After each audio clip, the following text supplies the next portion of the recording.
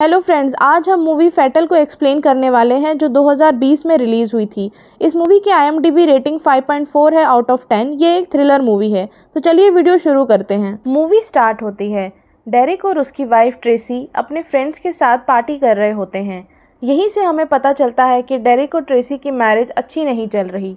Derek को doubt है कि उसकी वाइफ का अफेयर चल रहा है। कुछ दिन पहले ट्रेसी आधी रात के बाद घर आई थी। पूछने पे ट्रेसी बोलती है कि वो अपना करियर बना रही है और घर पे नहीं बैठ सकती। डेरिक बोलता है कि वो ट्रेसी के साथ समय बिताना चाहता है। वो चाहता है कि ट्रेसी उसके साथ लास वेगस चले, लेकिन ट्रेसी मना कर देती है और वहाँ से चली जाती है।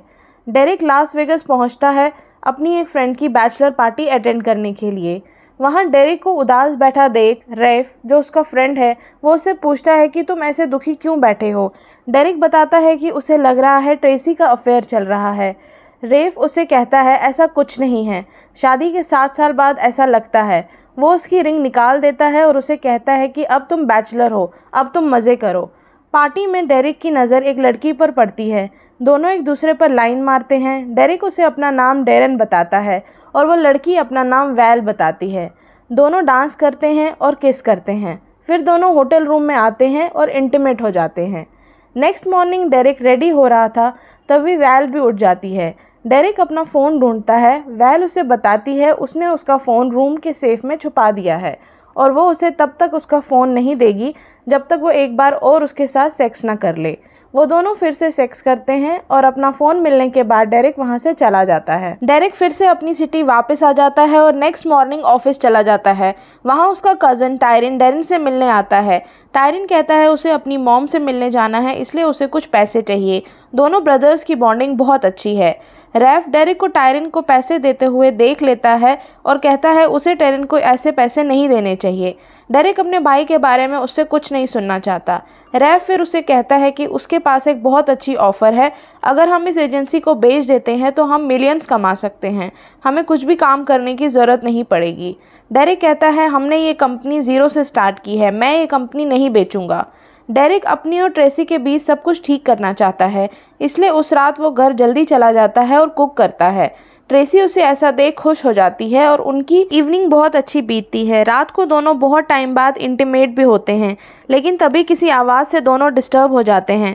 डेरिक ऊपर जाता है, तभी कोई आदमी उस पर अटैक करता है। उन दोनों में फ़ाइट होती है और वो आदमी डेरिक को शूट करता है। डेरिक बच जाता है। डेरिक उस आदमी पे भारी पड़ जाता है और वो वहाँ से भाग जाता है। ट्रेसी 911 को कॉल करती है और वहाँ पुलिस आती है और इन्वेस्टिगेशन स्टार्ट होती है। इस इन्वेस्टिगेशन की इंचार्ज वहाँ पहुँचती है तो डेरिक उसे देखकर शॉक हो जाता है। वो वैल थी जो डेरिक को लास वेगस में मिली थी। वैलरी ट्रेसी को अकेले में इन्वेस्टिगेट करने के लिए उनके बेडरूम में लेकर जाने को कहती है। डेरिक बहुत डर जाता है। उसे लगता है कि वैल उसकी वाइफ को सब कुछ बता देगी, लेकिन वैलरी सिर्फ उसे ऐसे तड़पता हुआ देखना चाहती है। वो जाते हुए सार्केस्टिकली डेरिक को बोलती है कि जब भी तुम्हें मेरी ज़रूरत पड़े तो मुझे कॉल करने से हिचकिचाना नहीं। वैलरी अपने एक्स हस्बैंड कार्टर को स्टॉक करती रहती है। वैलरी अपनी बेटी से मिलना चाहती है, लेकिन कार्टर उससे मिलने से मना कर देता है। वो उसे कहता है वो एक केयरलेस मदर है। यहाँ हमें पता चलता है कि वैल ने जब एक दिन बहुत शराब पी रखी थी, तभी उसकी बेटी वैल की सर्विस रिवॉल्वर से खेल खेल में खुद को शूट कर देती है, जिससे वो हमेशा हमेशा के लिए व्हीलचेयर यूज़ करने के लिए मजबूर हो जाती है। कार्टर उसे कहता है अगर उसने फिर से रिस्ट्रेनिंग ऑर्डर को वायलेट करने की कोशिश की तो वो उसे कहीं का नहीं छोड़ेगा। डेरिक पुलिस स्टेशन वैलरी से मिलने आता है और वो उसे कहता है कि वो उन दोनों के बीच जो हुआ उसे क्लियर करना चाहता है। वैल उसे कहती है कि वो एक डेकोरेटेड ऑफिसर है, वो अपनी पर्सनल और प्रोफेशनल लाइफ को कभी मिक्स नहीं करती। वो ट्रेसी को उन दोनों के बारे में कभी नहीं बताएगी, लेकिन ये ज़रूर पता करेगी कि उस रात को उसके घर में कौन आया था। डेरिक ऑफिस आता है और नेट पे वैल के बारे में सर्च करता है। डेरिक घर पर आता है तो घर पे वैलरी आई हुई थी और वो ट्रेसी से कुछ बात कर रही थी। डेरिक फिर घबरा जाता है। वैलरी कहती है कि वो सिर्फ दिन में क्राइम सीन देखने के लिए आई हुई थी। डेरिक के साथ जो भी हुआ वो राफे को बताता है। राफे उसे कहता है कि शायद तुम्हारा ब्रदर ने ही तुम्हारे घर में रॉबरी करने की कोशिश की, क्योंकि उसे घर का चप्पा चप्पा पता है और कहीं से भी फोर्स एंट्री नहीं थी। ये बात डेरिक मानता नहीं। वो इसलिए परेशान था कि क्योंकि उसे लग रहा था कि वैल उसके साथ गेम्स खेल रही है। उसे डेरेक को ऐसा देखकर मज़ा आ रहा है।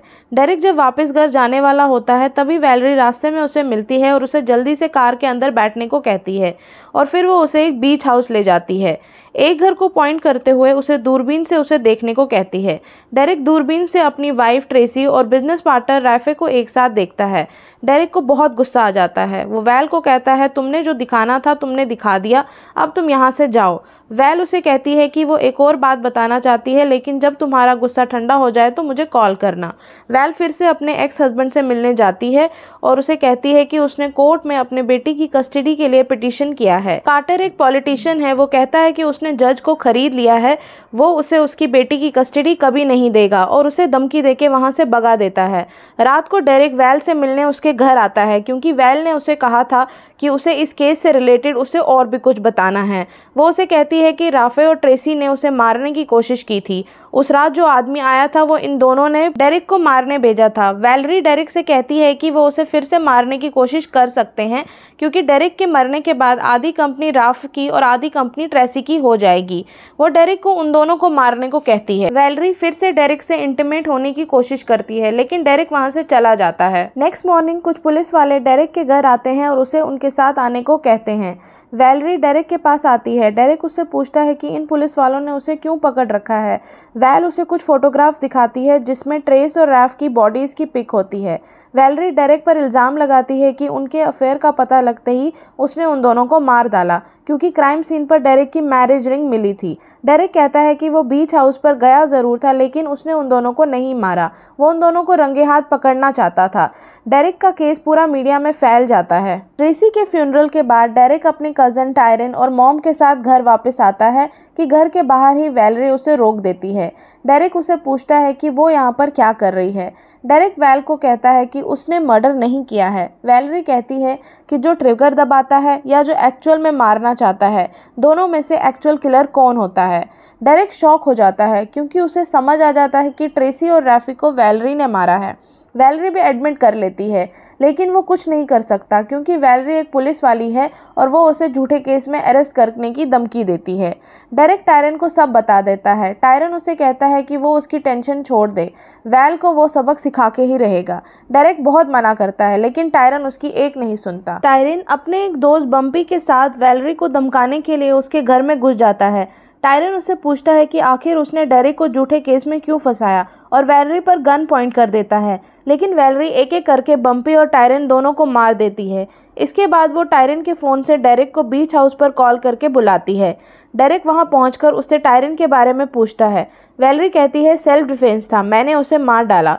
डेरेक बहुत ज़्यादा गुस्सा हो जाता है और वैलेरी पर हमला कर देता है और उसकी गन उससे छीन लेता है। वैलेरी उससे कहती है कि वो ट्रेसी और राफे के केस में प्राइम सस्पेक्ट है, अगर वो चाहे तो वो सारा इल्ज़ाम टायरन पर लगा सकती है। वो कहती है कि हम पुलिस को बताएंगे कि ट्रेसी के अफेयर का पता चलते ही टायरन उसे स्टॉक करने लगा और मौका पाकर ट्रेसी और राफे को मार डाला और वैलेरी को उस पर शक हुआ तो वो वैलेरी को मारने के लिए उसके घर आया लेकिन सेल्फ डिफेंस में खुद मारा गया। लेकिन डेरेक उसकी एक नहीं सुनता और शूट कर देता है। वैलेरी उसे बताती है कि जिस गन से उसने अभी शूट किया उसी गन से उसने ट्रेसी और राफे को मार डाला, लेकिन अब उस पर डेरेक के फिंगरप्रिंट्स लग चुके हैं और वो उसे कहती है कि उसे अब इस केस में फंसा देगी अगर उसने उसकी बात नहीं मानी। वैलेरी उसे कहती है कि जैसे उसने ट्रेसी और राफे को डेरेक के लिए मार डाला वैसे डेरेक को अब कार्टर को मारना होगा। वो उसे बताती है कार्टर सुबह 6 बजे रनिंग के लिए जाता है, अगर 6:15 तक डेरेक ने कार्टर को नहीं मारा तो डेरेक को ट्रेसी मर्डर केस में हमेशा के लिए फंसा देगी। रात को डेरेक के घर वैलेरी एक गन बेचती है। नेक्स्ट मॉर्निंग डेरेक वहां पहुंच जाता है जहां कार्टर रनिंग कर रहा होता है। वो कार्टर से मिलता है और उसे सब बताता है कि उसकी एक्स वाइफ वैलेरी ने उसे भेजा है कार्टर को मारने के लिए, लेकिन कार्टर उसकी एक नहीं सुनता और उससे गन छीनता है। इस झड़प में कार्टर को गोली लग जाती है और वो मर जाता है। इसके बाद डेरेक वैलेरी के घर आता है और वो वैल से कहता है कि उसने उसका काम कर दिया, अब वो गन उसे वापस कर दे। वैल कहती है टेबल पे पड़ी है, जाकर ले ले। डेरेक कहता है तुम मुझे भी मार दोगी। वैल कहती है तुम्हें मुझ पे ट्रस्ट करना होगा, तुम्हारे पास और कोई ऑप्शन नहीं है। डेरेक उसे कहता है तुमने इतने सारे मर्डर किए, तुम बहुत घटिया औरत हो, तुम्हारी बेटी तुम्हारी जैसी माँ डिजर्व नहीं करती, और वहाँ से जाने लगता है। वैलेरी को गुस्सा आ जाता है और वो उसे शूट करती है। डेरेक भी उसे शूट करता है। वैलेरी बेहोश हो जाती है। डेरेक वहाँ से जाने लगता है, तभी वैलेरी चाकू से डेरेक को मारती है। इस फाइट में डेरेक फिर से उस पर गोलियां चलाता है। वैलेरी मर रही होती है। इस पर डेरेक हंसता है। वैलेरी ने अभी अभी जो भी कन्फेस किया वो सारा डेरेक ने रिकॉर्ड कर लिया था। ये सुनते सुनते वैलेरी की डेथ हो जाती है। तभी गनशॉट की आवाज़ सुनकर पुलिस भी वहां आती है। डेरेक पुलिस को सारी रिकॉर्डिंग सुनाता है, जिसके बाद उसके ऊपर से सारे चार्जेस हट जाते हैं। इसी के साथ मूवी का दी एंड हो जाता है। आपको वीडियो कैसा लगा हमें ज़रूर बताइएगा और हमारे चैनल व्हाट द फिल्म को सब्सक्राइब भी करिएगा। Thank you.